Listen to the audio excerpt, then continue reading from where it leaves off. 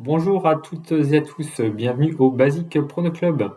Cette chaîne est dédiée à l'analyse des rencontres sportives afin de vous apporter des éléments pour réaliser vos pronostics. Donc ces pronostics peuvent très bien avoir lieu sur des sites gratuits de jeux tels que MPP, ou je sais que j'ai beaucoup pratiqué Qu'est-ce-tu-foot au lycée, et pas mal également le site de l'UFA. Je pense qu'il existe plein de canaux différents, plein de sites sur lesquels il y a des concours de pronostics totalement gratuits et sur lesquels nous sommes obligés de miser de l'argent. Mais forcément, il y a également tout ce qui est site de paris sportifs et également tout ce qui est l'autofoot. Donc je fais une petite parenthèse point vigilance à ce sujet. Vous voyez le bandeau jaune en bas de l'écran. Donc les jeux d'argent et de hasard peuvent être dangereux. Perte d'argent, conflits familiaux, addiction. Retrouvez des conseils sur joueurinfoservice.fr, joueur-info-service.fr plutôt, ou au 09 74 75 13 13 et l'appel sera non surtaxé. Donc je fais vraiment un point de vigilance sur ce sujet.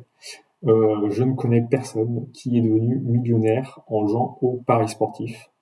Pour moi, la seule possibilité de gagner autant d'argent, c'est de gagner un Loto Foot 15.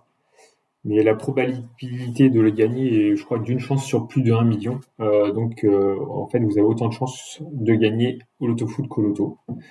Même s'il y a une part de connaissance, jouer toutes les combinaisons possibles est impossible. Est tout simplement impossible, ou alors il faudrait sortir une somme d'argent trop importante. Et forcément, il y a des probabilités de perdre cette somme. Comme pour les paris sportifs. Si on veut gagner gros, souvent, soit on multiplie énormément de cotes, donc la probabilité de gagner est plutôt faible, soit il faut miser beaucoup d'argent et donc la possibilité de perdre cet argent. Donc pensez bien que quand vous pariez sur les sites, il faut se dire que cet argent est déjà perdu de base. Donc comme ça, si vous gagnez votre pari, ça ne peut être que positif. Donc là, cette première vidéo, on va analyser les matchs du deuxième tour qualificatif de la Champions League. Alors, les matchs allés ont eu lieu la semaine dernière, donc on va analyser ces matchs retour, en commençant par ce premier match entre les Finlandais de KuPS et les Azerbaïdjanais, ou les Azeris plutôt, c'est beaucoup plus simple, de Saba. Donc on va regarder, hop, le match a lieu aujourd'hui à 17h. Alors, match aller 1-0 à domicile pour les Azeris. Donc on va voir un peu quelles rencontres ont eu lieu entre temps. Donc on voit que KuPS est allé gagner son match de championnat. Et on peut voir que par contre les Azeris n'ont toujours pas repris le championnat. Donc ils sont d'autant plus frais. Quoique, je pense que vu qu'on est au niveau des tours qualificatifs de Champions League, beaucoup d'équipes, que sur les analyses que j'ai pu voir, ont fait énormément tourner leur effectif durant le week-end, voire même à faire jouer que 1 ou 2 joueurs par rapport à l'équipe qu'ils ont alignée lors de ce match aller. Donc, on va regarder un petit peu statistiquement ce qui peut en sortir. Donc là, on avait vu qu'au match aller, il y a eu 1-0 pour les Azeris à domicile. Donc là, je vais me placer en temps vraiment le score aller, 1-0. Donc là, ça récupère en fait toutes les données des matchs joués en Coupe d'Europe depuis la saison 2014-2015 à la saison dernière. Donc là, on peut voir pour un score de match aller à 1-0. Il y a 76%, il y a 51% de chances que l'équipe qui a gagné à 0 perde le deuxième match. Donc vraiment, il faut se mettre à la place de l'équipe à domicile lors du premier match. Donc là, en l'occurrence, l'équipe de Saba, l'équipe Azeri. Mais par contre, on peut voir qu'il y a 76% de chances que cette équipe perde le second match. Donc là, ce n'est que des statistiques. Si je me réfugie, tac, je regarde là. Parce que là, j'étais vraiment sur l'analyse globale de tous les matchs de la Champions League. Si je me réfère juste au deuxième tour, on voit bien que là, le pourcentage est totalement opposé, baisse drastiquement. Donc il n'y a plus qu'une chance sur deux que l'équipe ne gagne pas ce prochain match. Donc on va regarder les confrontations directes entre ces deux pays. Donc là,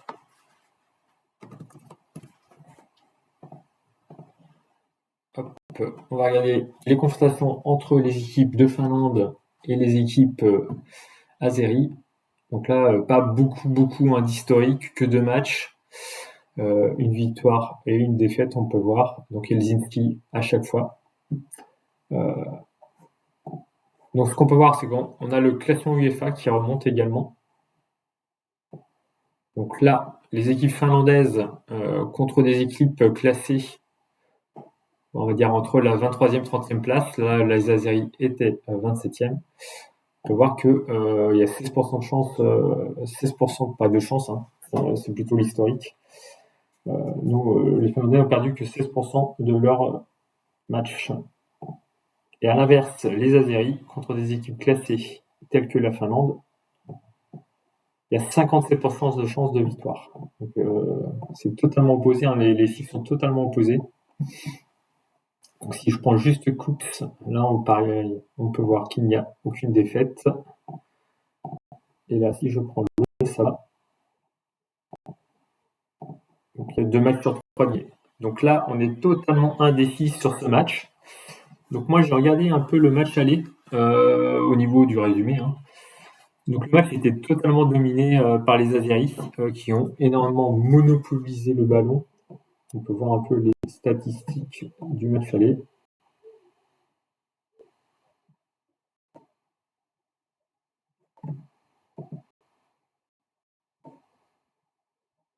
Donc, grosse possession, hein, voilà, de ballon, beaucoup d'occasions au niveau des Azeris.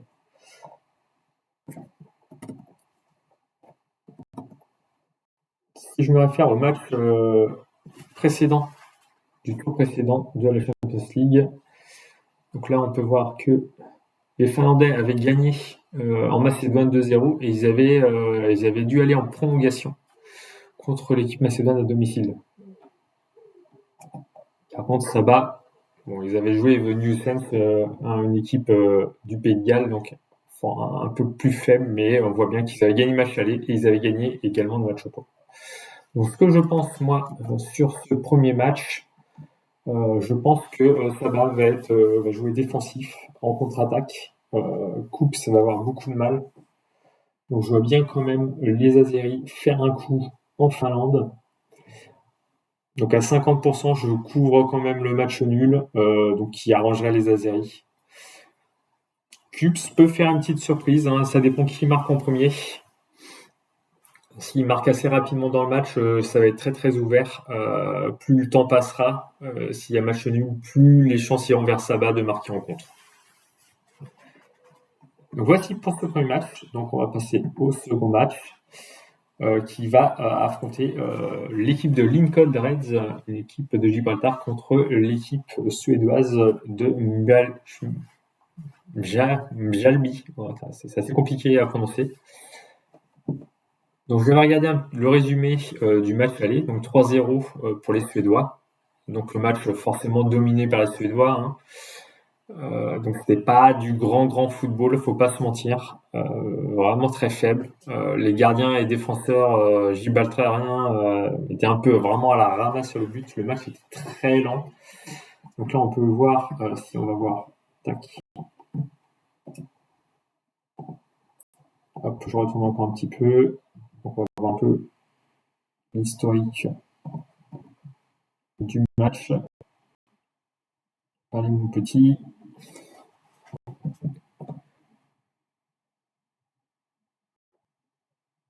Donc on va voir surtout les Suédois, donc pour qui c'est la première fois qu'ils jouent en Coupe d'Europe. Donc il y avait précédemment, non c'est leur premier tour, mais on peut voir, on va cliquer dessus, on va sélectionner pour voir un petit peu où ils en sont. Parce qu'en championnat c'est pas la folie pour le club. Vous voyez, on peut voir qu'ils sont 10e de leur championnat et ça fait un bon bout de temps qu'ils n'ont pas gagné un match.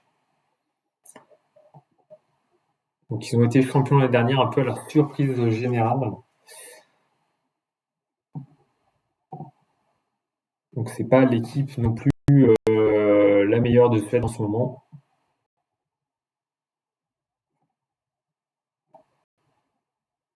Et donc si on regarde un petit peu Miami à l'extérieur, vous voyez, ça fait un petit bout de temps qu'ils n'ont pas gagné un match depuis le 9 mai. Et là, ils enchaînent les défaites ou les matchs nuls. Bon, après, forcément, ils jouent contre un club de Gibraltar. Donc, eux, les clubs de Gibraltar donc, avaient éliminé une équipe d'Andorre au tour précédent et qui n'a pas repris son championnat. Donc, voyons un petit peu au niveau des statistiques où nous en sommes. Donc, si je prends l'équipe de Gibraltar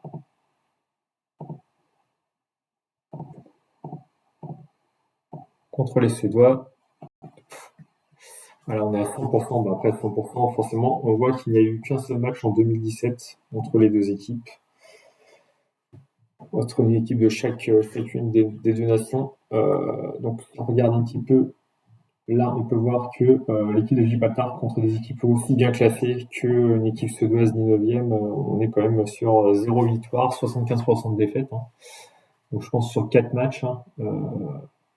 Et donc, par contre, si on regarde du côté des équipes suédoises contre des équipes classées 48e, on est sur du 55% de chance de victoire extérieure, plus 23. Donc là, on est sur 88% de chance de ne pas perdre ce match, 87. Non, 77 que je dis.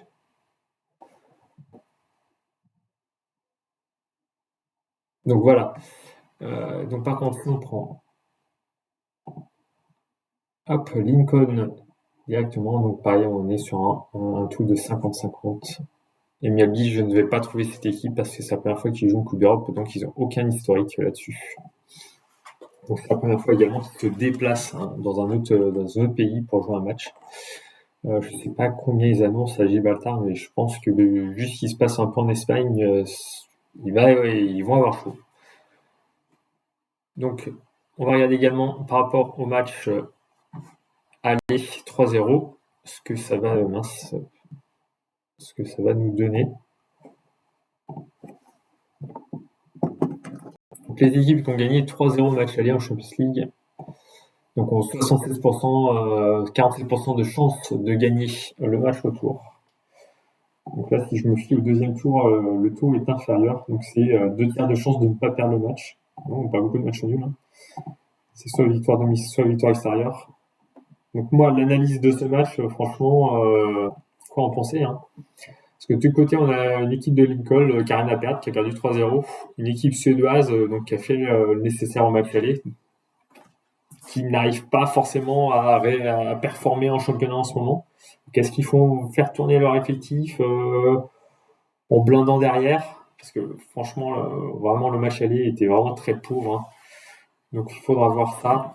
Donc ça, c'est vraiment un match que moi, je mettrais de côté. Je ne parierais pas, je fais l'impasse totale. Même si je vois quand même les Suédois blindés derrière et ne pas perdre ce match.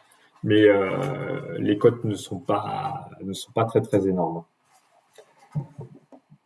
Donc on va passer au match suivant. Le match du Dinamo Zagreb contre les Suisses du FC Thun. Donc match beaucoup plus serré sur le match aller. Gardien croate un peu, j'ai trouvé à la ramasse sur cette sortie aérienne qui a amené le but des Suisses. Dans l'ensemble, le match était quand même équilibré avec des occasions de part et d'autre, donc assez serré. J'ai trouvé un peu les défenseurs des Suisses du FC Thun un peu fébriles à certains moments, un peu dans le dur. Donc à voir en match retour ce que ça peut donner.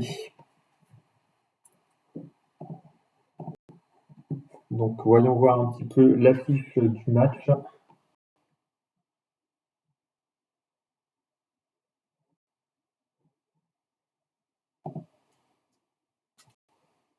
Je crois que les Suisses ont repris leur championnat le week-end dernier. Pas encore les Croates.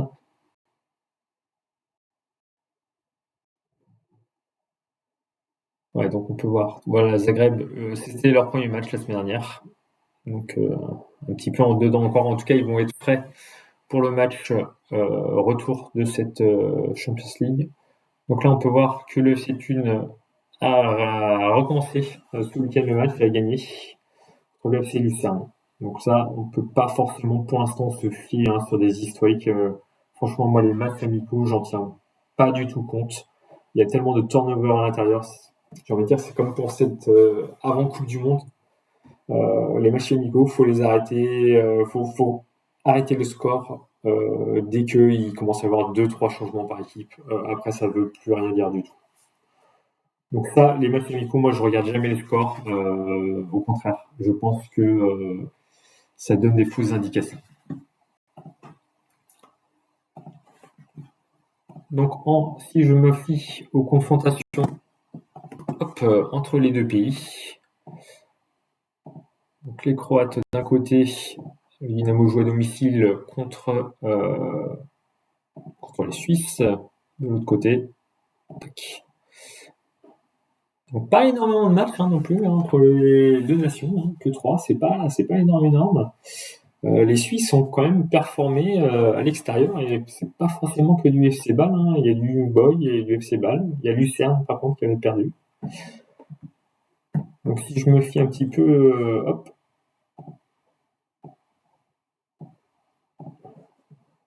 aux rencontres des Croates à domicile contre les équipes classées entre 15 et 22 du classement UEFA que vous retrouvez là-haut.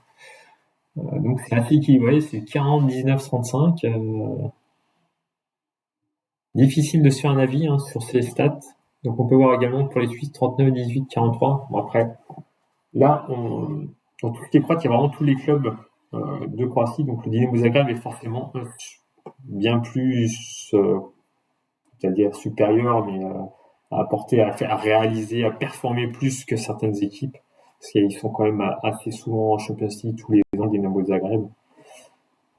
Ouais, même si je mets le Dynamo, on est quand même bon, une chance sur 2 de victoire. 67% de chance de ne pas perdre ce match. Donc le FC Thun de son côté, le FC Thun, on peut voir historiquement, il n'y a pas beaucoup de résultats en Coupe d'Europe. Il n'y a que 4 matchs joués sur ces 10-11 dernières années. Et là, on peut voir qu'il n'y a eu aucune victoire à l'extérieur. Donc ça sent quand même le match très très serré. Et si je me fie au stade sur les matchs aller-retour, là en Champions League, c'est du kiff-kiff, 40, 33, 27, ça c'est assez équilibré. Si on prend le deuxième tour, la balance pense un peu plus sur quand même l'équipe à domicile, donc ça serait Zagreb. Donc de mon côté, ce que je vois plutôt, n'est pas dans le passé. Ouais, donc c'est un match très très équilibré. Petite préférence quand même pour Zagreb à domicile, qui aussi a le vécu et un habitué des joutes européennes, beaucoup moins que les Suisses. Vraiment, le match aller était très très équilibré. Donc là, sur un loto-foot, je triple ce match. Il y a trop de variables qui peut pencher d'un côté ou de l'autre de la balance. Allez, on passe au quatrième match. Donc les Slovènes du Celje contre les Albanais de Eniata. Donc match aller riche en but, 3 partout. Bon, faut pas se mentir, des gros trous dans la défense des deux équipes, beaucoup de mauvais alignements défensifs sur leur jeu, donc qui laissaient le champ libre aux attaquants de s'exprimer et donc de marquer.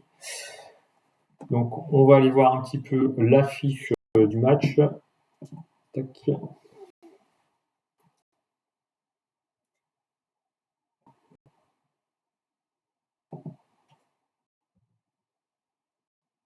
Donc les Albanais qui ont joué un précédent tour, il me semble, ils ont joué le premier tour de qualification. Les Slovènes, je pense que c'est leur premier tour, car ils ont un coefficient UEFA bien supérieur. Donc là, on peut voir que les Slovènes ont déjà recommencé leur championnat à domicile, 2 partout, encore pas mal de buts lors de ce match. Donc là, ils n'ont pas joué ce week-end. Le match a été reporté pour leur laisser la chance de s'exprimer le plus possible et de passer un tour suivant. Donc il faut bien penser que ce second tour de Super League est très important pour toutes les équipes, car s'ils passent au troisième tour, c'est forcément une Coupe d'Europe à la fin. Donc c'est-à-dire que même s'ils sont éliminés au troisième tour, ils sont basculés en Europa League sur le quatrième tour de qualification, et même s'ils le perdent ce quatrième tour, ils sont rebasculés en Conference League. Donc c'est forcément une Coupe d'Europe à jouer. Donc toutes les équipes vont les jouer à fond ce match. Et qui plus est la Champions League qui forcément rapporte encore plus d'argent. Et du côté des Albanais, donc ils ont eu un premier tour contre Petrocube, donc les Moldaves de Petrocube, un partout au match aller, 6-1 au match retour. On va peut-être regarder un petit peu vite fait s'il n'y a pas eu un petit carton rouge ou autre, parce que le score est quand même assez dominateur. Et non, 6-1 brut. Les Moldaves vont totalement exploser au match retour. Pourtant, la possession est équilibrée, donc c'est un match très très ouvert. Donc, un but sur deux en termes d'occasion cadrée.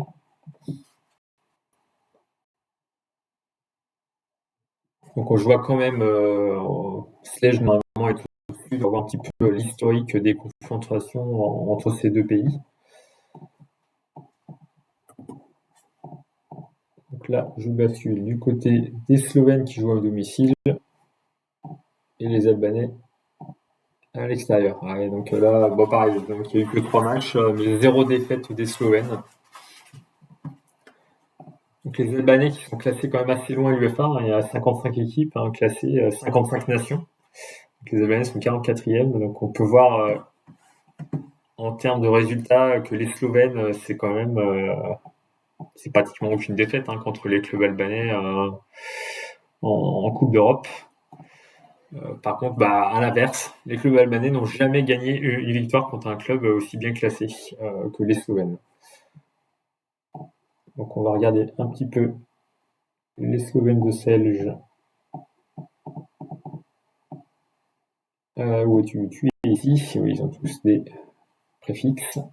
Voilà, l'équipe de Selge, c'est 100% de victoire. Après, il y avait peut-être eu qu'un seul match. Mais on peut voir quand même que leur plafond de verre se situe ici, jusqu'à 31e place. Et à l'inverse, si je regarde les Albanais de Niata, voilà. Donc c'est plutôt pas mal, pas de défaite. On peut regarder ça, pas de défaite contre un club classé entre la 31e et 39e place. Tac. Et non, que dis-je Ça y est, j'ai oublié, Slovénie, c'était classé 26. 26, c'est encore beaucoup plus haut, ça. 26, voilà, c'était un 0-0, voilà, contre les Slovènes de l'Olympique Ljubljana. Donc quand même, on va dire que les statistiques penchent quand même du côté des Slovènes, qui sont mieux classés historiquement, donc qui ont réussi de meilleures performances. Donc si je mets le score du match aller 3 partout, donc là je me place à la place des Albanais de Niata, l'équipe à domicile lors du match aller. Donc là je suis à 100% de chance en Champions League de ne pas gagner le match retour. Et là on peut voir qu'il n'y a jamais eu de 3-3 sur les tours spécifiques du premier et deuxième tour. Donc il n'y a eu quand même que 10 résultats au match aller de 3-3 sur l'ensemble des 10 années. Donc quand même prendre avec des pincettes ce chiffre. Donc là, en l'occurrence, ce que je prévois pour ce match, c'est quand même une victoire de Selge, des Slovènes. Allez, Eniata, voilà. Si Selge, comment dire, on corrige ses problèmes défensifs, je pense que les Albanais perdront ce match. Après, si le match est autant ouvert qu'en match aller, ils peuvent quand même peut-être gratter une prolongation. Mais ma tendance va quand même sur les Slovènes, sur ces 2 victoires sec. C'est plutôt. Donc passons au match suivant, le match des Hearts d'Écosse, qui ont failli être champions l'année dernière à une journée près, au dernier match contre le Celtic, qui vont affronter l'équipe autrichienne du Sturm Graz. Donc match aller à sens unique, 4-0 pour Sturm Graz, ultra domination des Autrichiens. Le score aurait pu être plus lourd que 4-0, franchement. Bon, le troisième but des Autrichiens est un peu chanceux, faut pas se mentir. Mais je n'ai vu dans le résumé aucune occasion franche pour les Écossais. Des frappes un peu loin, toutes molles. Moi, j'appelle ça plutôt des passes au gardien. Après, il faut savoir que les Autrichiens joueront le vainqueur de Fenerbahçe ou des Polonais de Gornik Zabrze au tour suivant. Donc franchement, 4-0 match aller, je pense que l'affaire est pliée en termes de qualification, clairement. Après, au match retour, on va voir ce que ça donne. Déjà, on va y voir un petit peu la feuille de match.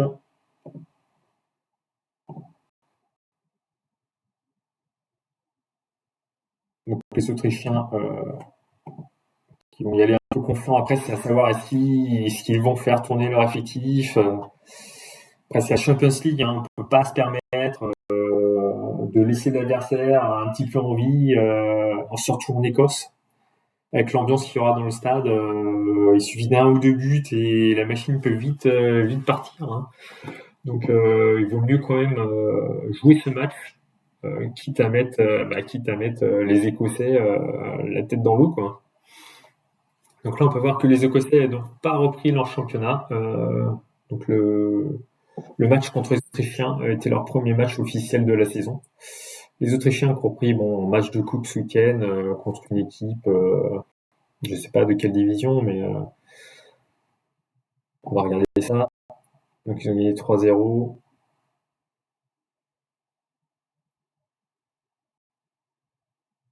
Oh là, une équipe de Régional Nord, donc là on est peut-être sur la 3e, 4e division autrichienne, donc je pense qu'ils ont déjà dû faire même tourner ce week-end pendant le match. Donc ils vont être aussi frais qu'au match aller. Ça va être quand même dur pour les Écossais. On va voir historiquement ce qui se passe entre ces deux nations. Donc là, on va choisir l'Écosse. Allez, les clubs écossais contre les clubs autrichiens, c'est pas très loin. Donc là, voilà, ça penche déjà du côté des Autrichiens. 50% de chance sur deux qui gagnent historiquement. Donc je pense qu'il y a eu quand même beaucoup plus de confrontations. Là, on peut voir, il y a eu 6 matchs entre ces deux nations au niveau des clubs. Là, on peut voir Sturm Graz l'année dernière qui a joué contre le Celtic. Bon, le Celtic, c'est quand même supérieur au Hearts of Midlands. Désolé pour mon anglais.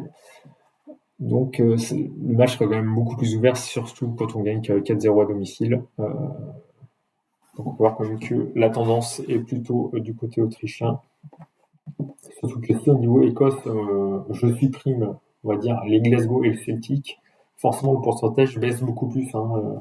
Ces deux équipes de Glasgow qui apportent les 3/4 des points UEFA auprès de l'Écosse. Donc là, si je prends Earth contre une équipe aussi bien classée, c'est une chance sur deux. On va voir un petit peu historiquement. Earth, je crois que il n'y a pas... Non, l'année dernière, ils n'ont pas joué de Coupe d'Europe. Donc si je pars sur 2025, voilà, c'est un match sur deux de gagner contre des équipes... Voilà, parce que l'allemand, ça passe pas. Voilà, ils ont gagné contre le Chypriote de Nicosie. Plaine, ça perd. Après, contre les Moldaves, c'est un peu plus serré. Mais après, voir dès qu'il y a un coefficient un peu plus haut, un 4, 9, ça ne passe pas.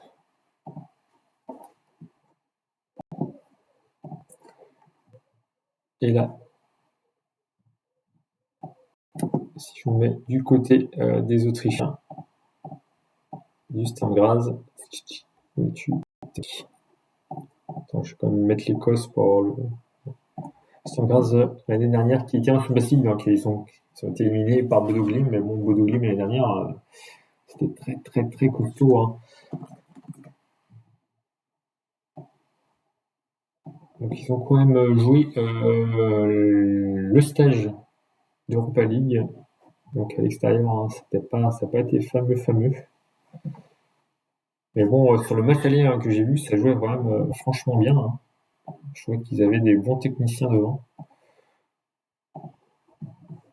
Et voilà, on peut voir hein, contre une équipe aussi classée, pareil qu'eux en fait. Ah non, c'est 80% de défaite. Hein.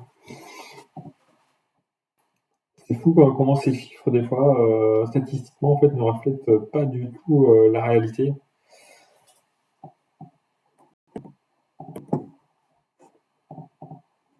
Donc moi, ce que je vois de mon côté, c'est quand même les Storm Graz qui font le nécessaire au match retour. Pour moi, Earth, vraiment, n'a rien montré au match aller. Après, ils vont avoir le Fighting Spirit au match retour, mais je suis pas sûr que ça suffise contre une équipe techniquement aussi habile. Donc la balance penche de mon côté vers les Autrichiens. Après, je vais pas vous mentir qu'un match nul est possible, mais quand je vois les codes des bookmakers qui voient quand même les Écossais gagner, le N2 de Stonegras est plutôt bien coté, hein, la non-défaite des Autrichiens. Donc pour moi, qui est totalement possible. Hein. Faut pas se mentir. S'ils jouent comme ils ont joué au match aller, ça va être très dur quand même pour les Écossais. Donc il y a une belle petite cote à prendre hein, sur ce match. Donc passons au match suivant entre les Irlandais du Shamrock Rovers contre les Arméniens du Ararat Arménia.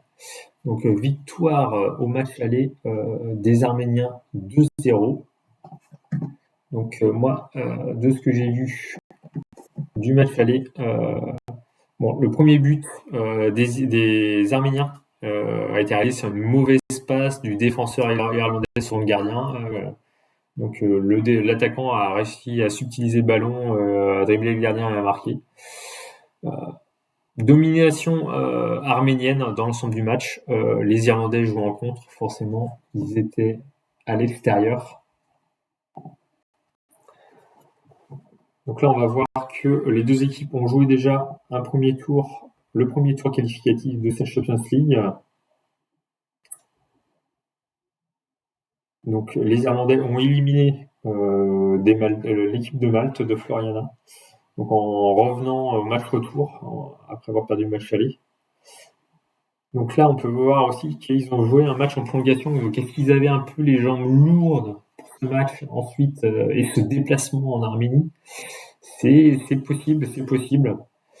Au niveau des Arméniens, ils ont battu quand même Riga, équipe lettonne. Pas facile à manier, hein. Je crois qu'ils étaient quand même allés assez loin, qui jouait Conference League hein, l'année dernière. Donc qui jouait pas si mal que ça. Donc par contre, les Arméniens sont en pleine forme. Hein. Ils jouent pas le championnat, ils sont à 100% dédiés sur cette Ligue des Champions. Donc est-ce que Shamrock va pouvoir remonter comme précédemment ces 2 buts de différence? Je pense quand même que les Arméniens sont quand même plus costauds que l'équipe maltaise. Hein. Donc on va voir. Historiquement, entre les équipes d'Irlande et les équipes d'Arménie, donc on voit qu'au classement UEFA, c'est justifié. 0 match entre les deux clubs. Hein. Dans ce sens-là, hein, domicile extérieur, domicile Irlande. Donc les Arméniens, c'est soit victoire, soit défaite. Hein, on peut voir contre les équipes classées entre la 31e et la 39e place. Les Irlandais, c'est une force sur 3 de défaite. Donc si on va mettre Shamrock, tac. Ah, Shamrock, c'est quand même pas mal classé, pas mal de victoires. On va voir un peu contre quel club on a dit de la 31 à la 39.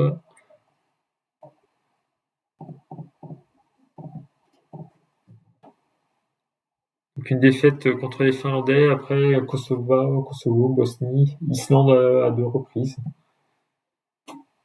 Ouais, je pense quand même que les Arméniens sont choix là au-dessus de ces équipes. Je crois que Shamrock l'année dernière.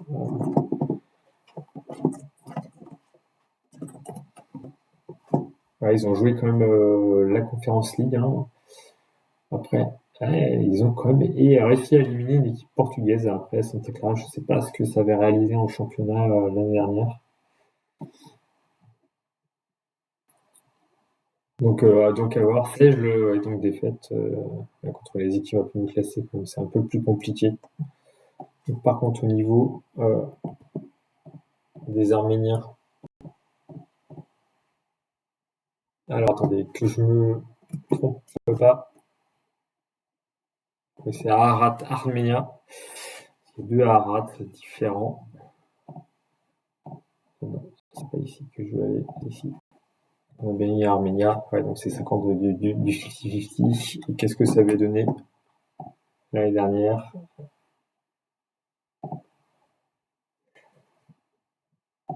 L'année dernière, ça avait quand même éliminé les Romains de Cluj.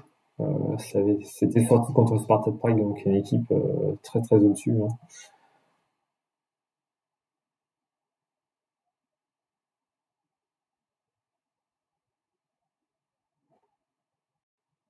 Donc voilà. Donc on y est terme de pronostics. Soit l'un, soit l'autre. Hein. Soit Shamrock récupère son retard avec la Furia, le Fighting Spirit irlandais, avec je pense, un public en feu lors de ce match. Parce que plus ils montent, hein, plus ils sont sûrs de jouer la Coupe d'Europe hein, dans ces phases de qualification. Par contre, je vois quand même les Arméniens maîtriser ce match. Les équipes arméniennes sont quand même plutôt défensives de base. 2-0 match aller, je les vois bien jouer en contre. Donc soit gagner ce match, soit Shamrock faire une belle remontée et essayer de récupérer cette qualification, voire même essayer soit de gagner, soit d'aller en prolongation pour mettre la pression sur les Arméniens.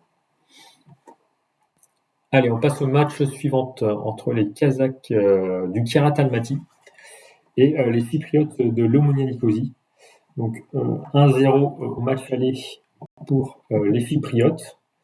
Donc si je me rappelle bien, lors de ce match aller, les Cypriotes avaient joué à 10 pendant un petit moment. Hop, on va basculer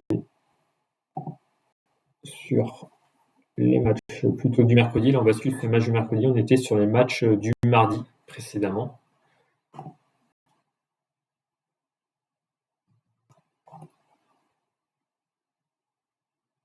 Tac. Alors, où es-tu Kiratonia. Donc, le Kirat qui avait joué la Champions League, hein, la phase de groupe l'année dernière. Après, je vais pas vous mentir, parce que j'avais vu un peu des résumés de leur match, c'était pas non plus exceptionnel hein, ce qu'ils déployaient.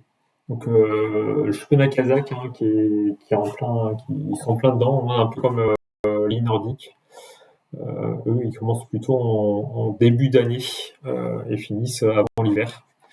L'hiver étant rigoureux là-bas. Donc, on va voir un petit peu comment ils se déroulent en championnat en ce moment. Donc, vous voyez, ils sont toujours premiers, ils alignent plutôt les victoires. Donc, ils peuvent aisément se focaliser, faire un petit focus sur le match de Champions League. Surtout quand on y a goûté, on aimerait bien continuer à y retourner. Mais j'ai l'impression que toutes les équipes un peu surprises, les petits pays qu'on voit une année, l'année suivante, on les voit plus. Donc là, on va voir un petit peu le match contre Monia. Donc défaite des Kazakhs 1-0. Et oui, on peut voir que l'Omonia avait été réduit à 10 assez rapidement, dès la 34e minute, donc ils avaient marqué précédemment.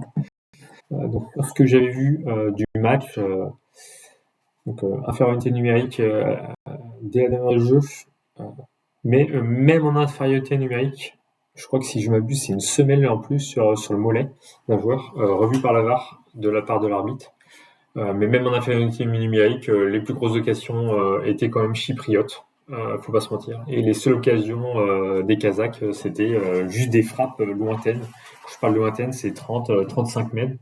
une qui finit sur le poteau, mais ça démontre leur incapacité à réussir à aller dans la surface et à porter du danger en fait. Il n'était capable que de faire des tirs de loin et à 10 contre 11 en plus en étant en supériorité numérique. Donc voyons un petit peu historiquement ce qui se passe entre ces deux pays. Donc hop, entre les Kazakhs et les Chypriotes. Ouais, peu de victoires chypriotes. Il y a eu pas mal de matchs quand même. Ouais, 7 matchs. Peu de buts souvent. Peu de buts, 0-0, 1-0, 1-0, 0-0. Là, il y a juste un petit 4-1. L'année dernière, Pafos avait joué contre Karat.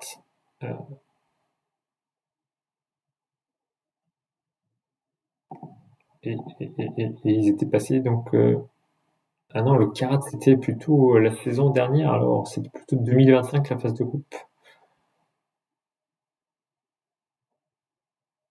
Et on voit déjà que les deux équipes se font affronter et en 2022, il y a eu un 0-0. Donc là, on peut voir en termes de statistiques, voilà, très très équilibré. Contre les équipes classées aussi bien que Chypre, c'est très équilibré. Et là, peu de défaites, peu de défaites des Chypriotes contre des clubs classés comme les Kazakhs. On va voir un petit peu le Karat. Donc on peut voir que le Karat, contre les équipes chypriotes, c'est 2 matchs nuls, 2-0-0. C'est aucune défaite, mais oui, forcément, contre ces équipes classées à l'UEFA, pas forcément que les Chypriotes. On voit que c'est pas de défaite, mais peu de victoires non plus. Et à l'inverse, si je prends les Chypriotes de l'Omonia, il n'y a eu qu'un match contre les Kazakhs, seulement 0-0. Et aussi, eux, 17% de victoire et encore 50% de possibilité de match nul. Donc on va voir un petit peu ce qu'il en est au niveau de la stat match retour. Je crois que j'ai oublié de le faire sur le match précédent, j'en suis totalement désolé. J'essaie de me rattraper sur les matchs suivants. Donc en Champions League, quand on gagne le match 1-0, je crois que c'est ce qu'on a vu au début. Donc normalement on gagne pas le match retour. Une chance sur 4 de faire un match nul. Donc là c'est plutôt tendance, on peut pas ressortir grand chose forcément sur des matchs assez équilibrés 1-0, il peut tout se passer. Une victoire à domicile, une victoire à l'extérieur, ça joue vraiment sur des détails. Et les équipes sont souvent assez bien assez leur défense. Donc c'est pas forcément des matchs avec beaucoup de buts. Donc en sachant tout ça, de mon côté, moi ce que je vois, c'est je sens quand même le bon vieux 0-0. Omonia qui va blinder derrière, Kat qui va être dans l'incapacité de réussir à marquer. Donc de prime abord, je vois le match nul ou la victoire de Nicosie en contre. Mais je vois quand même pas les Kazakhs réussir à récupérer leur retard sur ce match retour, surtout à la vue du match aller. Ça va être quand même très très compliqué, c'est quand même pauvre dans le jeu. Contre des équipes qui font un bloc en plus, ça va être très très compliqué pour eux. Allez, on passe au match entre les Lituaniens du Kauno Žalgiris et les Féroins de Klasnic. Donc, au match aller, il y a eu 0-0 entre les deux équipes. Je n'ai pas trouvé de résumé du match sur internet, impossible d'en trouver un. Donc, on va regarder un petit peu les statistiques de ce match. Tac.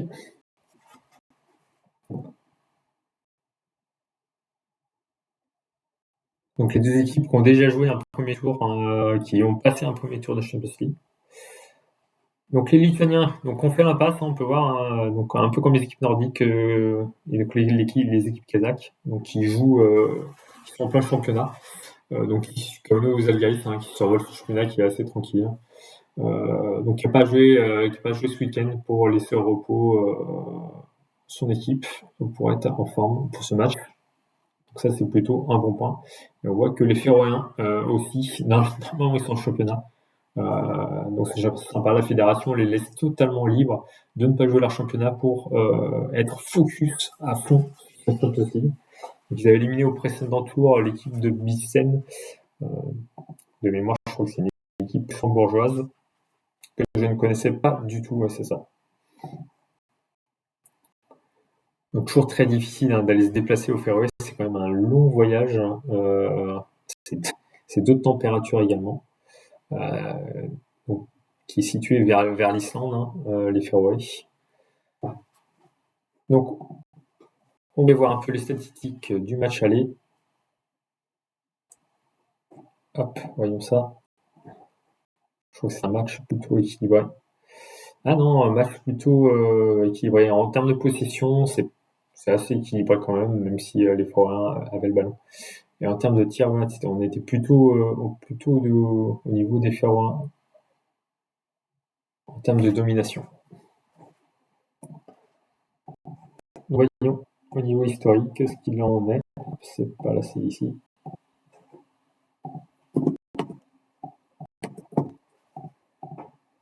Alors, les équipes lituaniennes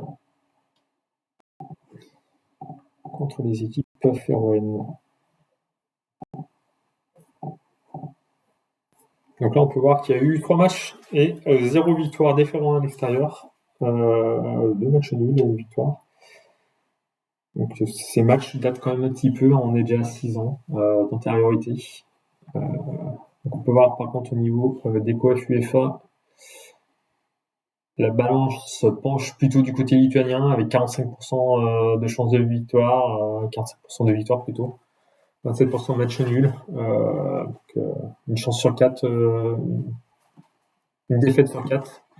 Par contre du côté Forêt, c'est 0 victoire contre des clubs classés aussi bien que les Lituaniens. Donc on va voir s'il y a une différence en choisissant les pays. Donc Kauno, donc qui est un habitué des joutes européennes. Donc c'est aucun match contre une équipe aussi bien classée que Féroé. Qu'est-ce qu'ils avaient fait l'année dernière? On peut voir qu'ils avaient éliminé les Gallois, éliminé les Islandais. C'est donc Islande, Féroé, c'est pas exactement pareil, mais ça performe pareil, 46. Si je ne m'abuse, les Forains étaient 40e. Et ça avait perdu contre les Bulgares, donc les Bulgares qui est une équipe très au-dessus. Je pensais qu'il y avait quand même plus d'historique de Coupe d'Europe de la part des Lituaniens. Donc on va partir du côté des Forêts. Donc la SNIF, il n'y a pas énormément d'équipes qui Coupe d'Europe au niveau des Féroés. Donc c'est 2 matchs. Et c'était 2 matchs nuls. Donc c'est ce qu'on avait vu précédemment. Donc on peut voir c'est 0-1. Qu'est-ce qu'ils avaient fait l'année dernière? Donc ils avaient éliminé des Finlandais, des Serbes, pas mal. Une équipe serbe classée 24 à l'UEFA. Par contre, ils avaient été éliminés contre les Bélarusses qui étaient classés bien plus loin, 50e, dû à la guerre en Ukraine. Donc 0-0 match aller. Au niveau des stats match retour, je pense que ça ne peut pas y avoir énormément de différence. Donc, je suis sur la Champions League, l'équipe à domicile qui a fait 0-0, 52% de chance sur 2 de perdre le second match. Et si je regarde juste le deuxième tour, 55. Donc 80% de chance, 45% de chance de ne pas le perdre et 80% de chance de ne pas le gagner. Donc on va regarder ça, mais je pense quand même. Bon, le match va être équilibré. S'il y a eu 0-0, là, j'ai mis un partout. On était plutôt sur du 0-0. Ouais, le match va être équilibré. Je vois pas les Lituaniens perdre en sec le match. Parce que là, ce sont des pronostics qui s'arrêtent de la fin du temps réglementaire, donc au bout de 90 minutes. Donc je vois les Lituaniens soit gagner, soit faire match nul. Ça va être un match très serré, je pense. Mais je vois quand même pas les Féroïens gagner.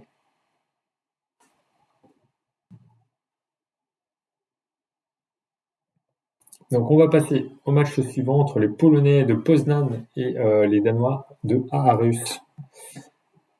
Donc les Polonais qui ont quand même gagné 4-1 ce match aller. Sur ce que j'avais regardé du résumé, donc on avait quand même une domination du match des Danois en début de rencontre sur le premier quart d'heure. Un but complètement contre le cours du jeu de Poznan, une belle frappe du gauche au pleine lucarne. Ensuite, ce qu'il faut se rendre compte, c'est que Poznan a en fait joué à 10 contre 11, à 11 contre 10 plutôt, donc il était en supériorité numérique suite à une faute de main, donc une main en dehors de la surface de la part du gardien qui lui a valu cette expulsion. Donc ensuite, Poznan a marqué un deuxième but, mais la Russe est revenue, et je ne vais pas vous mentir qu'entre son 2-1 et le 3-1, il y a eu quand même 2-3 occasions des Danois qui auraient pu très bien égaliser. Même à 10 contre 11, ils ont eu les occasions d'égaliser. Et donc les deux buts suivants des Polonais, donc ça a été une frappe de loin et une erreur d'un défenseur danois sur le quatrième but, donc ce qui les met forcément, ce qui leur complique la vie, un 4-1 à domicile pour essayer de rebasculer ça en match retour. Ça me paraît quand même assez complexe. Donc là on peut voir que les Danois ont repris leur championnat. Donc c'était vraiment leur premier match officiel, ce match de la Ligue des Champions. Les Polonais aussi, donc là c'était plutôt la Super Coupe. Bon, je pense qu'ils ont dû faire quand même tourner un petit peu sur ce match-là de championnat, les Polonais, avec ce 0-0 contre Cracovia. Donc on va voir au niveau de l'historique ce que ça donne. Bon, on va regarder directement ces stats. Alors, en perdant 80 matchs retour, on a 100% de chances de ne pas gagner match retour. En perdant 4-1 le match aller à domicile, on a 100% de chances de ne pas le gagner. Donc 67% de chances de perdre. En termes généraux, les 50%, si on regarde juste sur le deuxième tour. Donc là, on est vraiment sur du 0% de chance de victoire. Même en global, il y a quand même peu.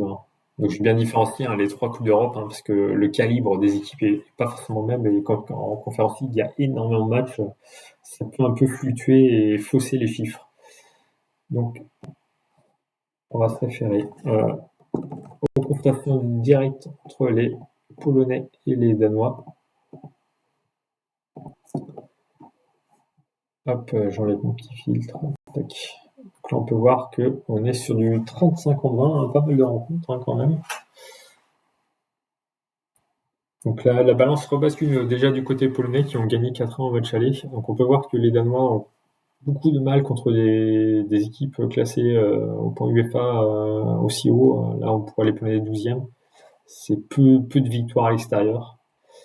À l'inverse, les Polonais, c'est plutôt équilibré. C'est soit on perd pas, soit on perd. C'est une chance sur deux.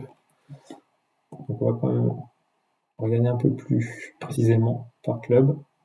Ouais, donc là, le chiffre ne bouge pas forcément beaucoup.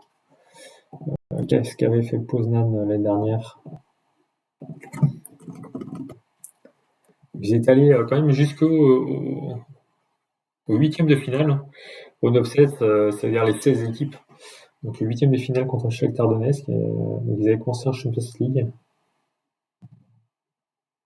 Ouais, donc ils avaient fait quand même une belle saison. Donc là, l'inverse, si on regarde les Danois, je trouve qu'à la Russe, ça faisait un petit moment qu'ils n'avaient pas joué une Coupe d'Europe. Ouais, donc là, on peut voir 0. Il n'y a pas énormément de matchs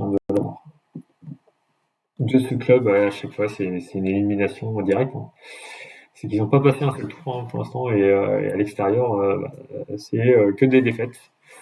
Donc on va. Voilà mes visions pour ce match. Je pense qu'à 4-1, Poznan doit être attentiste, juste défendre. Ils ont quand même une marge de sécurité assez importante. Donc, autant garder ses forces pour le match, le tour préliminaire de la semaine suivante, parce que je les vois quand même pas. Je vois pas les Danois refaire leur retard et réussir à se qualifier. Donc je penche plutôt pour le match nul ou la victoire de Poznan. Après, à Russe, c'est vrai que le match il était à 10 contre 11, il était un de moins pendant pratiquement les 2 tiers du temps. Donc c'est assez équilibré. Donc je sécurise quand même avec un petit 20% pour les Danois, mais je vois quand même pas les Polonais perdre ce match. Donc on passe au match suivant entre les Israéliens de l'Hapoel Beersheva et les Islandais du Vikingur. Donc on va voir un petit peu la fiche de match. Donc 2-1 pour les Islandais lors du match aller. Les Islandais qui marquent le deuxième but vers la 85-86e. Alors où es-tu? Tac, ici. Donc les Israéliens qui ne joueront pas ce match aller à domicile en Israël. Forcément, ils vont jouer à la date. Je pense que c'est soit grec, soit hongrois. Donc du résumé que j'ai vu de ce match, bon, sur le but israélien, on est sur une erreur défensive. Donc il y a un défenseur qui tricote devant l'attaquant. Je ne sais pas pourquoi, et il perd le ballon et les Israéliens après égalisent derrière. Ensuite, juste après, un but refusé pour un hors-jeu. On peut le voir, un but refusé de l'Israélien 78e, de très peu. Et derrière, les Islandais qui arrivent à marquer ce deuxième but qui les font pencher vers la victoire. Donc les Islandais, eux, qui sont en plein championnat, forcément vu les régions sur lesquelles ils jouent, les Israéliens qui n'ont pas repris. Donc on peut voir que l'Hapoel a perdu contre Maccabi Tel Aviv la Supercoupe d'Israël. Les Islandais, eux, qui jouent tranquillement, victoire 5-1 lors de la phase de championnat ce week-end. Donc on va regarder un petit peu les confrontations entre ces deux nations. Allez, si on va du côté de Israël, et de l'autre côté, on bascule sur les Islandais. Et on peut voir que pour l'instant, l'Islande n'arrive pas à gagner contre Israël. On a 2 défaites et un match nul. Donc on peut voir également que au niveau israélien, c'est quand même assez net contre les équipes classées aussi bien que les Islandais. Donc 32e à l'UEFA, c'est quand même beaucoup de chances de victoire. Et à l'inverse, les Islandais contre des clubs aussi bien classés que Israël, c'est 0% de victoire. Au maximum, une chance, ils sont accrochés qu'une fois sur 10 un match nul. Donc la balance penche vraiment quand même du côté israélien. Et donc si hop, la poêle ici, hop, si on met la poêle, donc là on passe directement à 100%. C'est pas photo. Et à l'inverse, si on passe du côté de Vikingur, précisément du côté islandais, à 100% de défaite. Donc c'est quand même assez net. On va voir la stat du match retour. Si l'équipe à domicile 2-1, donc l'équipe à domicile, donc là qui est les Islandais, comme une chance sur deux qu'elles perdent. Alors deuxième tour, pareil, une chance sur deux, donc 75% de chance de ne pas gagner le match. Donc franchement, quand même, je pense que là, on peut voir que les Israéliens, quand même, on sont un ton au-dessus, historiquement, et même dans le jeu. Les Islandais ont quand même souvent beaucoup de mal, les équipes islandaises, à se déplacer à l'extérieur. Et ils font quand même beaucoup, souvent, comment dire ça, ils prennent l'avance sur leur match à domicile ou leur retard selon le sens des matchs. Donc là, je vois une victoire de l'équipe israélienne. Je couvrerai un petit match nul, mais franchement, c'est juste pour raison. C'est ma part de raison qui prend le dessus avec le vécu. On sait jamais ce qui peut se passer, mais je vois quand même les Israéliens peut-être gagner d'un but, donc aller en prolongation derrière, c'est tout à fait possible, mais sur les 90 minutes, je vois quand même les Israéliens faire le nécessaire pour récupérer ce retard. Donc on passe au match entre les Romains de l'Universitatea Craiova et le Levski Sofia, les Bulgares. Donc là, c'était un match quand même beaucoup plus équilibré. Victoire 1-0 des Bulgares. Donc but assez rapide des Bulgares. Après domination par la suite des Roumains dans ce match. Les Bulgares ont plusieurs occasions quand même d'alourdir la marque en contre, des 1 contre 1 face aux gardiens. Donc difficile pour l'instant de faire un avis. Donc là on peut voir les Roumains se sont pris une fessée contre Bucarest le week-end dernier, parce que les Roumains ont repris leur championnat. Mais après si on regarde précisément, ils ont joué à 10 contre 11 pendant une minute entière. Et j'ai regardé un petit peu la compo entre le match de Champions League et les matchs de championnat. Là, ils avaient fait tourner 90% d'effectifs. Enfin, même le gardien n'était pas celui qui a joué la Champions League. Donc ils avaient vraiment mis une équipe bis pour se concentrer à fond sur cette Ligue des Champions. Donc on peut voir que les Romains avaient éliminé l'équipe biélorusse au tour précédent. Hop. 4 matchs aller, 1-0 au match retour. Et à l'inverse, au niveau des Bulgares, on a repris aussi le championnat, donc deux petites victoires. Et on avait éliminé les Bosniens du Borac. Toujours difficile de se déplacer en Bosnie. Donc au niveau statistique, donc on l'avait vu un petit peu, le 1-0 match à l'aller, très difficile au niveau statistique de se dire forcément le résultat va pencher de tel côté ou tel côté. Donc on va plutôt regarder les confrontations entre ces deux pays. Donc l'équipe de Roumanie, tac, où es-tu, tac. Donc là c'est les Roumains contre les Bulgares qui sont ici. On peut voir que sur 4 matchs, 0 victoire bulgare. Les dernières confrontations, c'est du 2024 avec les équipes de Sofia. Donc c'est bien deux équipes différentes. Il y a eu une mésentente lorsque Sofia est descendue en Division 2. Un peu bizarre. En tout cas, ce qu'on peut voir, c'est que les Roumains contre les équipes classées telles que les Bulgares, c'est peu de chances de défaite, 10% de chances de défaite historiquement. Et là, on peut voir par contre au niveau bulgare, c'est beaucoup plus serré, c'est limite équilibré. Donc si on regarde un peu les Romains, ça va être non, c'est pas celui-là c'est Cluj. Hop. Donc contre les équipes, c'est 100% de victoire 30e. L'année dernière, qu'est-ce que ça avait donné? Est-ce qu'ils avaient joué l'Europe ils avaient été quand même en stage de la conférence Ligue, les Romains. Donc ils ont de l'historique, ils ont du vécu dans ces Coupes d'Europe. Et ils avaient perdu très peu de matchs, même contre Mayence. C'est quand même fort de leur côté. Ils n'avaient pas joué que des mauvais clubs. Istanbul, Sarajevo, Mayence, ouais, c'est plutôt pas mal. Et à l'inverse aussi, on prend les Bulgares. Donc Gulevski. Gulevski Sofia. Ah bah eux, ils perdent pas. Eux, ils perdent pas du tout. Donc les Romains classés 25.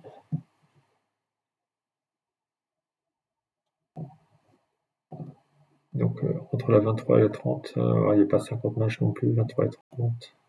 Ouais, sur 3 matchs. Ouais, et pas de but pris non plus, parce que c'est très très défensif. Historiquement, l'année dernière, c'est une victoire contre les Azeris. Qu'est-ce qu'ils avaient fait? On va regarder un petit peu ce qu'ils avaient fait l'année dernière. Je vois l'Europa League là. En tout préliminaire, donc ils avaient peut-être dû jouer moins la conférence. Et non. Ils avaient été éliminés également. Ils avaient commencé dès le départ. Ils avaient quand même éliminé les Israéliens. Contre Braga, serré l'année dernière. Donc là, on a vu, ils avaient serré, mais ils avaient perdu le match retour. Il faut dire qu'ils avaient joué comme une équipe d'un gros calibre. Ils avaient éliminé les Azeris et derrière, pareil, ils avaient perdu contre les Néerlandais. Donc, grosse équipe de Sofia, qui est historique et pas contre des moyennes équipes. Donc, on va regarder un petit peu. Ce que je vois un petit peu pour ce match. Je vois quand même. Je vois les Romains, par rapport au match aller, réussir. Ça se trouve qu'ils étaient quand même à 10 contre 11 hein, pendant ce match. Non, que dis-je? Non, ils étaient pas 10. Si, ils étaient 10. Non, ils étaient pas 10 contre 11. Donc, ouais, je vois quand même les Romains faire le nécessaire. Voire même un bon match nul, hein, parce qu'on voyait le Ski Sofia, c'est quand même très équilibré, très défensif. L'année dernière, ça a perdu très peu de matchs à l'extérieur, hein, donc ça joue bien. Donc je vois quand même un 1 à Rennes hein, entre les deux équipes. Je vois pas quand même le Ski Sofia gagner à l'extérieur. Il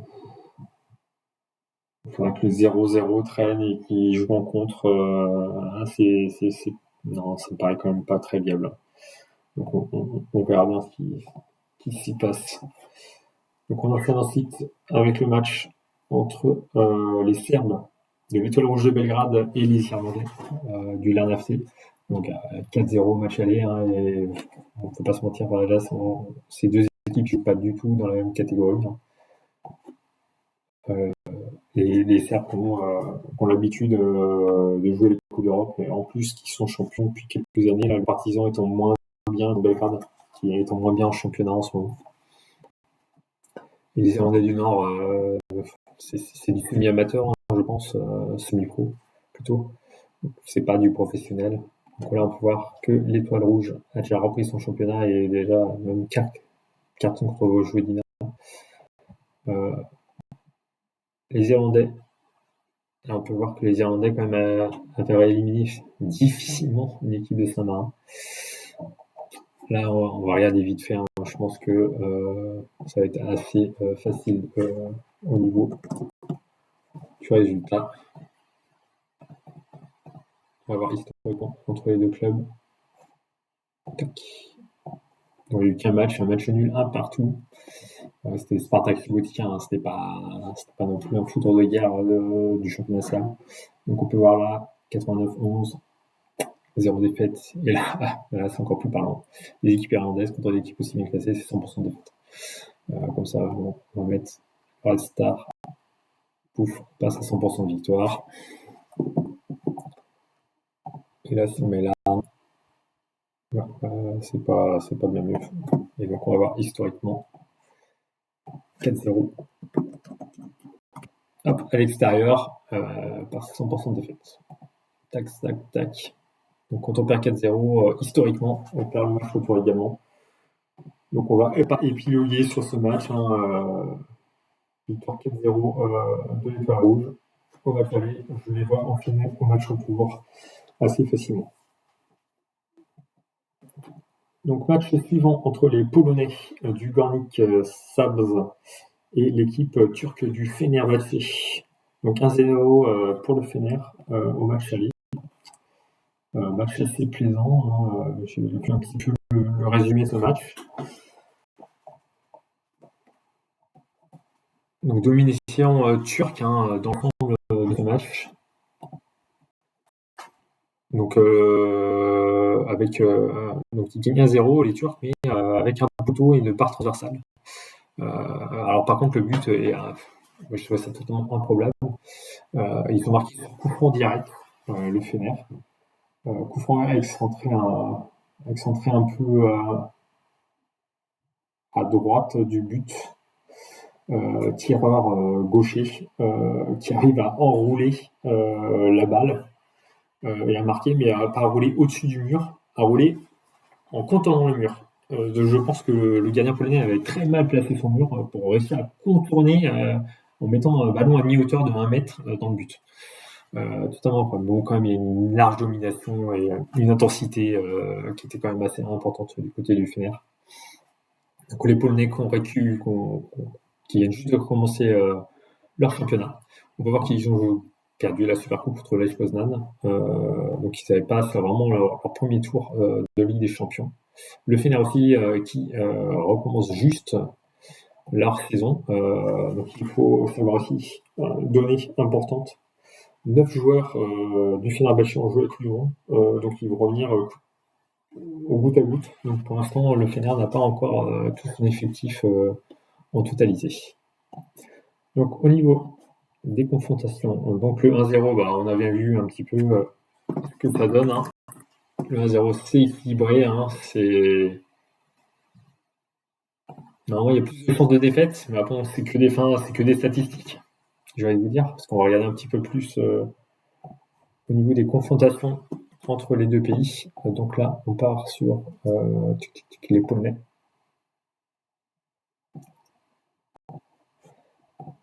Et là, les Turcs. Alors, historiquement, c'est du 50-50. Après, il n'y a pas eu 50 matchs, il n'y a eu que 2 matchs. Et on peut voir que les équipes turques, c'était pas les équipes élitistes du championnat, telles que Galatasaray, Beşiktaş ou le Fener. Donc on peut voir que là, c'est très équilibré. Là aussi, c'est plutôt équilibré. Bon, là, on penche quand même plus vers du côté de la victoire en termes généraux sur les deux nations. Si je prends le Gornik d'un côté, donc le Gornik qui a très très peu d'expérience en Coupe d'Europe, hein, ils ont que juste 2 matchs. Donc c'est pas une équipe qui est habituée des joutes européennes. Hein. Donc on ne pourra pas pouvoir garder énormément leur historique. Par contre, là au niveau des Turcs du Fener, là il va y en avoir beaucoup plus. Fenerbahçe, le Fener, ouais, donc là on peut voir, hein, juste si je prends le Fener, c'est 67% de victoire à l'extérieur. Juste 23% de nuls contre les équipes classées telles que les Polonais. Donc là, ça montre tout de suite la différence. Hein. Donc là, c'est très important aussi de ne pas regarder forcément les statistiques en globalité. Hein. C'est comme si on regardait les statistiques des clubs français. Pour moi, il y a les clubs français et le PSG qui a souvent une équipe dans un championnat qui récupère qui remonte tout le coefficient des autres. Donc voilà. Donc le Fener l'année dernière, Europa League, éliminé par Nottingham, donc plutôt un beau parcours quand même. En vrai, c'était juste éliminé contre le Benfica, je sais pas si. Là, sur ce match-là, contre les Polonais, je les vois pas perdre ce match. Ça, c'est sûr. Donc pour moi, 1-0, les Polonais n'ont rien à perdre, hein, 1-0. Tout est possible sur un but, donc ils vont quand même attaquer au maximum. Peut-être essayer d'accrocher le nul. Essayer d'accrocher le nul la plupart du temps du match, puis après essayer à la fin de marquer ce but qui les poussera en prolongation. Mais le Fener a quand même des attaquants très très rapides devant, avec beaucoup de vitesse. Donc je vois le Fener jouer en contre lorsque les Polonais vont essayer de récupérer ce but de retard. Donc je vois quand même le Fener gagner à l'extérieur. Donc on part sur ce dernier match de ce tour préliminaire de la Ligue des Champions entre le Slovan Bratislava, les Slovaques et les Géorgiens de Liberia 1999. Donc on peut voir que le Slovan a gagné 2-0 ce match aller. Donc Slovan Bratislava qui est entraîné par Yaya Touré. Donc quand même qui est une icône de la Côte d'Ivoire et de Manchester City. Donc sur ce que j'ai vu, de ce résumé, un magnifique but du Slovan, un petit retourné. Un petit retourné, hein, c'est pas un retourné où le mec saute de 2 mètres de haut et à la Olivier Tom. Mais il fera quand même 2 buts. Donc plutôt beau but. La possession du match, hein, c'est très bizarre. Hein. On pourrait penser que le Slovan quand même a surdominé ce match. La possession lors de ce match était géorgienne. Hein. Mais honnêtement, sur ce que j'ai pu voir, très très peu d'occasions de but. Hein. On peut voir 67% de possession pour les Géorgiens. En termes de tir, on est à peu près sur du skiff. Mais par contre, peu d'occasions franches. Il marque 2 buts sur des hors-jeu, totalement un mètre de hors-jeu, donc totalement valable. Donc assez compliqué pour les Géorgiens. Donc le Slovan Bratislava plutôt. Donc on voit qu'ils sont pour le championnat à gagner 4-0. Donc je pense qu'ils commencent à monter en puissance. Les Géorgiens sont en plein championnat. Donc l'équipe avait éliminé l'équipe du Flora Tallinn, l'équipe estonienne, au tour précédent, sur un match plutôt équilibré. Hein. 3-2 match aller, 2-2 match retour. Donc on va voir un petit peu historiquement ce qu'il y en a entre les deux équipes. Donc là, on va jouer le match retour se joue en Slovaquie. Les Slovaques contre les Géorgiens.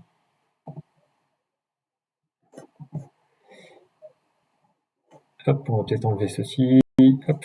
Ouais, pas mal de matchs entre les deux équipes. Donc on peut voir qu'il y a quand même beaucoup de victoires de la part des Slovaques contre les Géorgiens. Pas mal de matchs nuls aussi. D'ailleurs, là, on peut voir que le Slovan Bratislava en 2023 avait fait 0-0 contre l'équipe géorgienne. Ouais, je pense quand même que par rapport au match aller 2-0, les Géorgiens n'ont rien à perdre. Accrocher un match nul, je pense qu'ils vont quand même essayer de titiller un petit peu le Slovan et de récupérer ces 2 buts de retard. On peut voir que les équipes slovaques plutôt, bon, ça penche franchement en leur faveur. Là, ça penche pas du tout en la faveur des Géorgiens sur un déplacement en Slovaquie.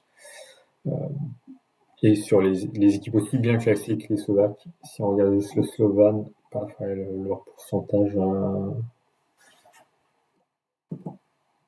le pourcentage est quand même meilleur au niveau des Slovaques, du Slovan Bratislava. Et si on regarde Iberia, il n'y a pas beaucoup d'historique sur Iberia. Je crois que c'est un club qui est assez jeune. Ils ont joué que l'année dernière. Donc éliminés en Super Malmo et éliminé également par le Levadia Tallinn, l'équipe estonienne. Donc, au niveau des stats, si je mets un 2-0 sur le match aller à l'extérieur, donc je sais pas si bien l'équipe qui perd 2-0 au match aller a quand même 77% de chances de perdre en global et 78% sur le deuxième tour. Avec un 22% gagné le match retour. Sur un 2-0, je les vois quand même pas récupérer son retard. Donc là, c'est un argument supplémentaire au niveau de Bratislava. Hop, voilà. C'est ce que je vois. Une victoire quand même de Bratislava sur ce match retour. Assez facilement, sans se donner à fond en fait. Je pense qu'ils vont attendre un peu, on l'a vu sur le match aller, les Géorgiens ont la possession. Il est possible que sur ce match retour également, les Géorgiens ont la possession, mais Bratislava va effectuer des contres et va finir le travail. Donc voici pour toutes ces analyses sur les matchs du troisième tour de la Ligue des Champions. Donc ce qu'on va regarder rapidement par rapport au Loto Foot, il y a certains matchs de Conference League. Donc là on peut voir entre les Chypriotes, on a tous ces matchs-là qui vont être joués entre mardi et mercredi. Donc on va faire une analyse assez rapide. Donc on peut voir que les Chypriotes ont gagné 4-0 match aller contre les Géorgiens d'Ilagori. Les Chypriotes qui n'ont pas encore repris leur championnat et qui ne reprendront leur championnat que fin août. Donc là, ils peuvent se donner à 100% sur ces tours de qualification de la Conference League. Donc on va voir historiquement ce qu'il en est des confrontations. Donc on l'avait vu un petit peu sur le match aller avec le 0-4. Donc on avait dit du 100%. Des équipes qui ont perdu 4-0 à domicile qui perdent également le match retour. On va regarder un petit peu ce qu'il en est. Hop, ça tombe bien. Les Géorgiens. Là on peut voir aisément le Chypriote. Il y a quand même pas mal de confrontations en plus, c'est que des victoires. Il n'y a jamais de défaite. Il n'y a jamais de très peu. La penche vachement. Donc on était sur du Dynamo. Le Ilagori plutôt. Bref, si j'ai jamais dit Ilagori, c'est 100% de défaite. Donc clairement, la bascule, là, honnêtement, pour moi, il n'y a pas photo sur ce match-là. C'est 100% de chance de victoire des Cypriotes, qui n'ont que ça à jouer, donc ils vont la jouer à fond. En plus, ça récupère des points coefficients UEFA pour leur pays. Donc autant y aller. Donc match suivant entre le Riga FC et le Vardar, donc match qui apparaît sur le Loto Foot. Donc là, match plus équilibré, victoire quand même des Lettons en terre Macédoine 3-2. Donc on va voir. Donc les deux équipes, donc les Lettons qui sont en plein championnat, moins les Macédoniens. Tac. Donc là, on peut voir, hein, pareil, il y avait eu quelques confrontations quand même, hein, et souvent des victoires lettonnes. Donc là, on peut voir plus de victoires de Macédoine contre des clubs aussi bien classés. Alors là, on part du Riga FC, tac, 40-40-20. Et là, si je regarde le Vardar, il n'y a pas beaucoup de matchs, hein, du Vardar. Il y a peu de matchs, hein, donc on peut voir. C'est quand même un match nul contre une équipe de Saint-Marin à l'extérieur. C'est pas fou. Bon, Lausanne, c'est 5-0. Ouais, très très peu en termes global, hein. Le Vardar, c'est pas de victoire extérieure en fait, hein. Ils avaient gagné contre les Finlandais de Coupe, qui avaient gagné 2-0 le match aller. Donc ils avaient peut-être un peu laissé tomber le match, le couple, en pensant que tout était fait au match aller, et que le match retour ça allait être tranquille. Le fait est que Vardar avait réussi à remonter. Mais la Riga, c'est quand même plus costaud.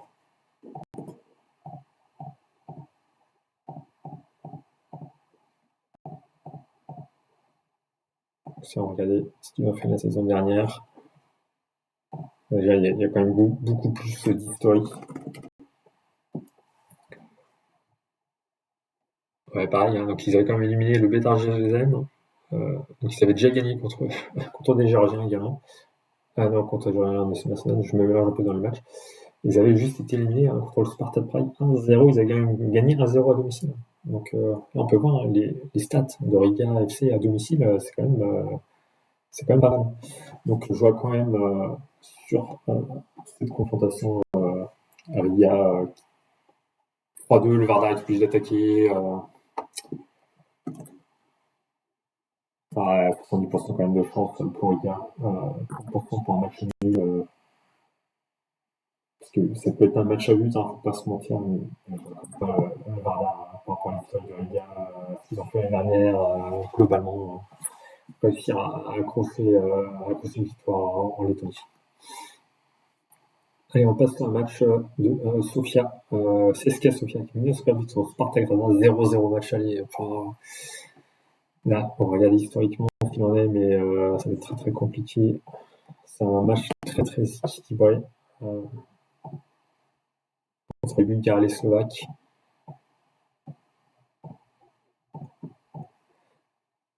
Donc là, on peut voir, la balance penche quand même pour les Bulgares, hein, et Spartak Gradin, à chaque fois en plus, deux défaites.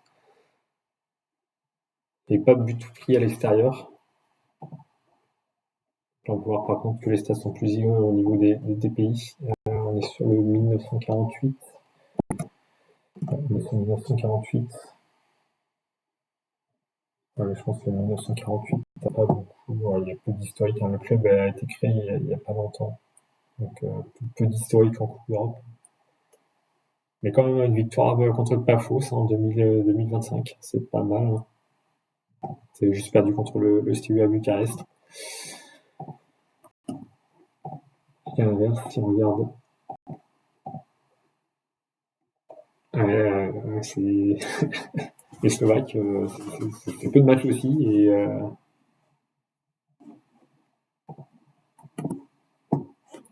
hop, un peu plus. Qu'est-ce qu'ils ont fait l'année dernière? Éliminer les Suédois, les Maltais. L'équipe de Malte est contre l'équipe un peu plus corsée, hein. Là, on peut voir Cracovia 25. Donc c'est pareil que les Bulgares, hein, c'était pas passé, hein. Donc à l'extérieur, c'est pas foufou. Donc je pense que la balance va quand même pencher du côté de Sofia.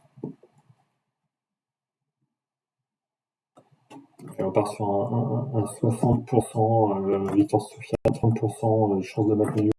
Donc un petit 10% pour les Slovaques. Et Drita Floriana, donc les Kosovars contre les Maltais.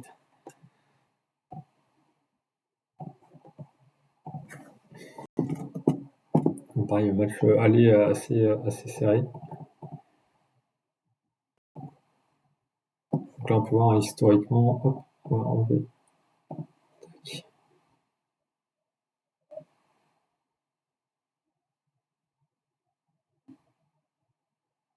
Donc là, historiquement, il n'y a eu que 2 matchs, hein, une victoire et un match nul. Donc là, on peut voir que les Maltais, contre des équipes aussi bien classées, c'est compliqué. Et donc là, on est contre Floriana.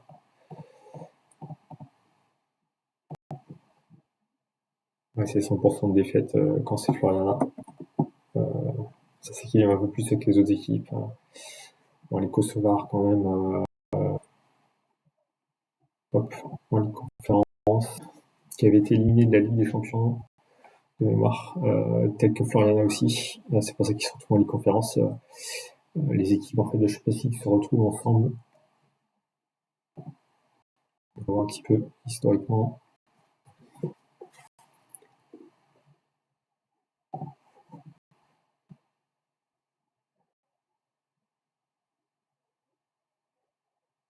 Donc Daltek qui n'a pas commencé le championnat, donc qui avait perdu contre les Lituaniens à domicile, 3-2, un match assez serré.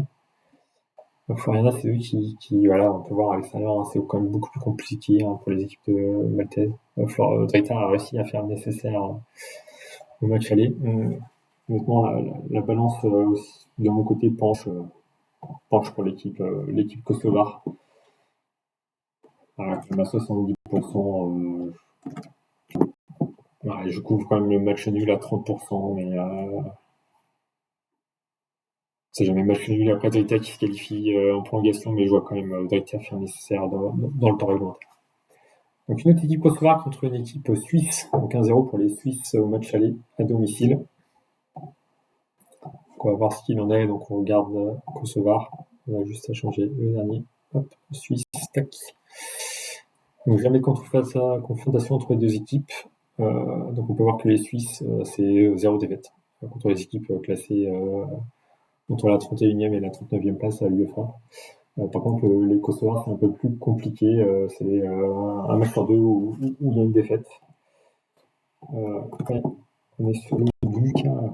C'est un club qui ne me parle pas forcément beaucoup. Est-ce qu'il y a beaucoup d'historique? Peu d'historique. Une victoire contre un club gibraltarien et une défaite contre un club croate. Donc peu d'historique. Donc on peut après le Kosovo, c'est toujours compliqué. Lucerne, de son côté.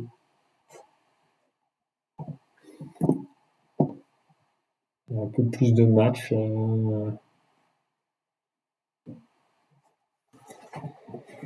15-0, 1-0 seulement au match aller. Les Suisses quand même sont supérieurs. Les Suisses ont repris leur championnat, si je me semble.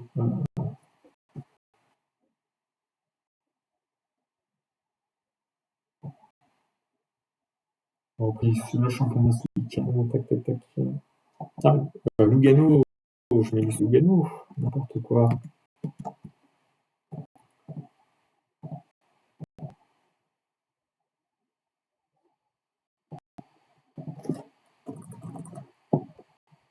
Lugano, c'est victoire. Victoire assez vraie. C'est-à-dire qu'en match aller, ils avaient perdu assez nettement. On va faire le tour et un match nul contre Cluj.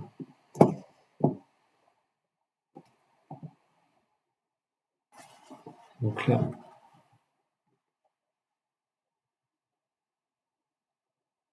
Voilà, on peut voir, ils ont pris le championnat et une victoire contre Vaduz. Ok. Donc c'était le premier match des équipes de l'équipe du Kosovo aussi. Il y a peu quand même de données sur ce match-là. Le match va être dur quand même pour les Suisses. Les Kosovars, ils ont gagné 1-0. Avec 40% de chance qu'ils gagnent quand même 60%.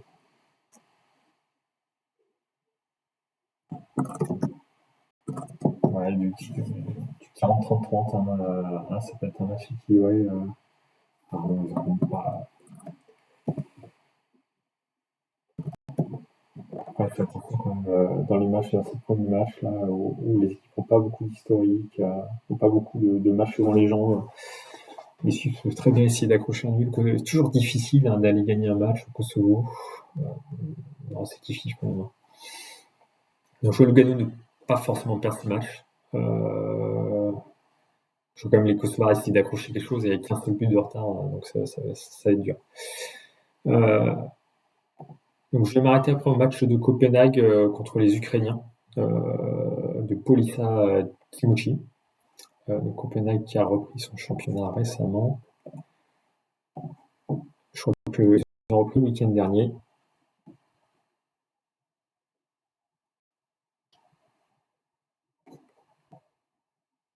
Tac. Donc 3-3 match aller, un match prolifique en but. Copenhague menait 3-2 et s'est fait rejoindre sur la fin du match.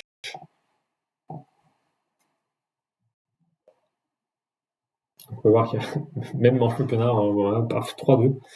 Donc encore un match prolifique en but. Il va falloir que Copenhague règle un peu ses problèmes défensifs. Et on peut voir que les Ukrainiens n'ont pas pensé leur championnat. Après, très compliqué, les équipes d'Ukraine qui ont beaucoup perdu en termes de qualité depuis la guerre. Donc on va voir un peu les confrontations entre ces deux pays.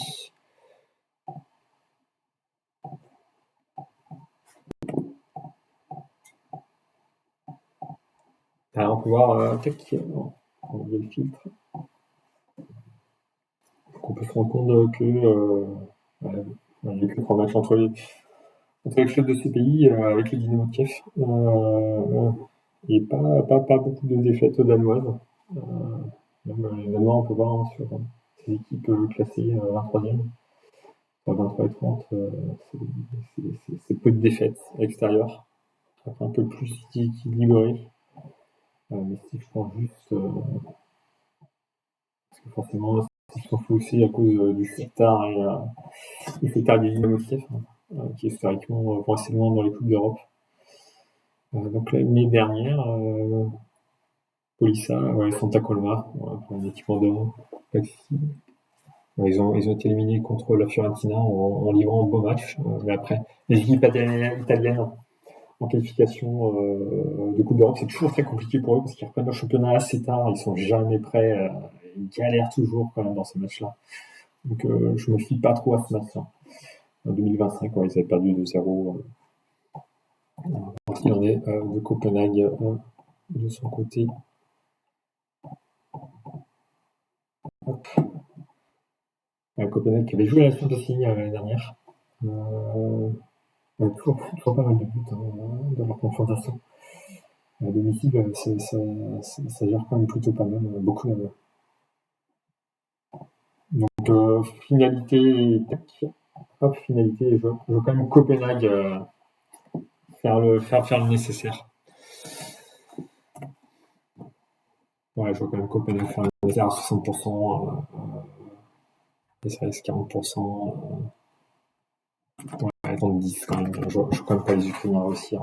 Après, il peut toujours avoir une surprise sur ces Ukrainiens. Ils n'ont rien à perdre. Mais je pense qu'ils perdent quand même en qualité sur Copenhague à régler ses problèmes défensifs. Donc voici pour tous ces pronostics, beaucoup de matchs sur ce deuxième tour de qualification, match retour. Donc on fera un point la semaine suivante sur le match des troisième tours, les qualifications. Donc je vais essayer de faire une vidéo plus rapide. Là c'était vraiment ma première. Donc là, comme il y a un cours d'apprentissage, on va essayer d'affiner, de s'améliorer petit à petit. Donc n'hésitez pas à me faire des retours, à poser des questions si nécessaire, à me donner des axes d'amélioration ou autres. Donc voilà, merci pour votre écoute et bon pronostic à vous. Pronostic fait avec raison et plaisir. À la prochaine.